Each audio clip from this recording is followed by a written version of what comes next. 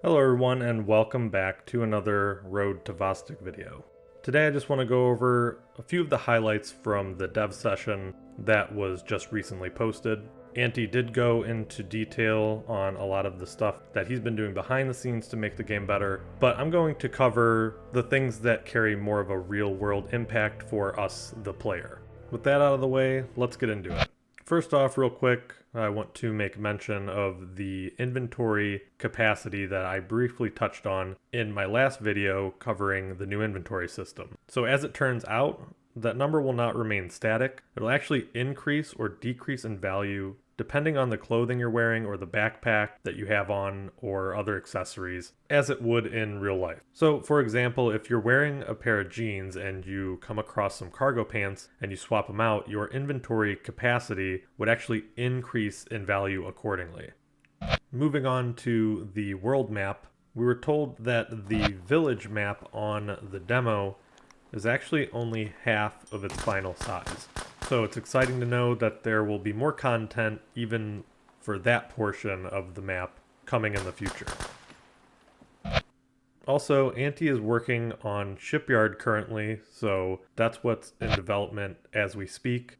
And he's also said that he's taken photographs for several of the other maps in preparation for winter, as he won't be able to photograph textures for the game during that time period. So he's definitely thinking ahead.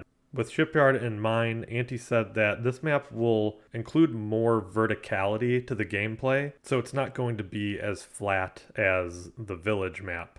So with the addition of Shipyard, that is going to mean access to the ports, which means access to ships or boats. Now, boats have already been confirmed, but something that wasn't confirmed yet, at least to me anyways, is the addition of fishing. And I'm really excited about that because I do like to fish. But beyond that, it also can be safe to assume if we're able to fish, then we should eventually be able to hunt, which I think would be a really nice addition to the game.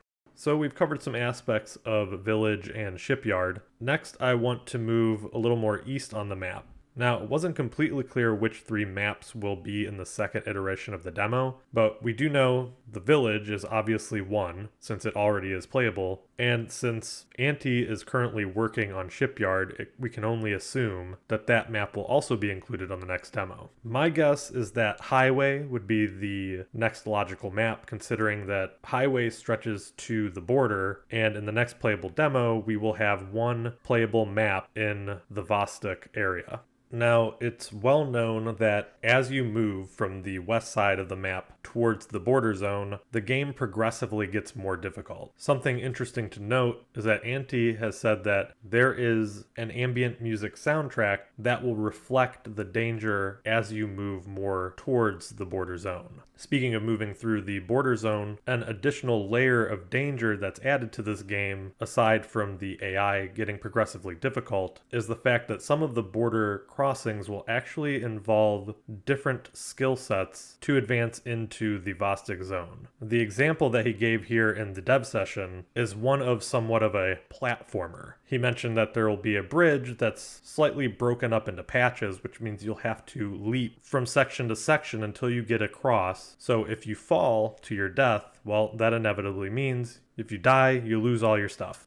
While we're on the subject of crossing the border into Vostok, something else that Antti made clear is that he's not going to be giving too much information away regarding that zone. He says, quote, "I think nowadays games are so accessible, and everything is told to the player, and everything is known through tutorials and guides and things, so I want to keep this Vostok as mysterious as possible as long as I can." End quote. And as somebody who appreciates a real good challenge in video games, I think this is a great thing for the future of Vostok, to have that shroud of mystery hanging over the most dangerous zone in the game.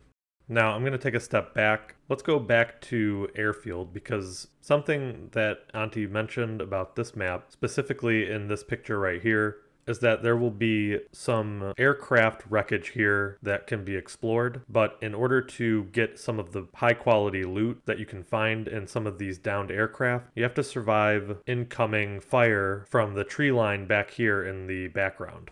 Another in-game event worth mentioning is that there is a supply truck that runs from someplace east to the store that's just west of the center of Area 5. That truck will supply the store there, and every time there is a resupply at the store, product availability will increase and you will have more options available to you when you go to purchase things from the store. By the way, that truck can also be interfered with. You can shoot out the tires, you can stop the truck from being delivered and just jack the thing. At least from what we've been told right now, that will be possible.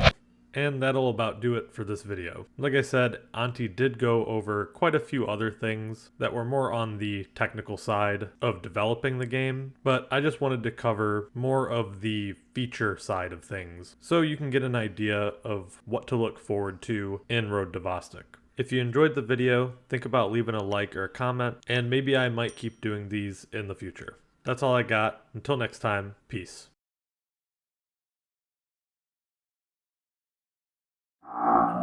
Talking.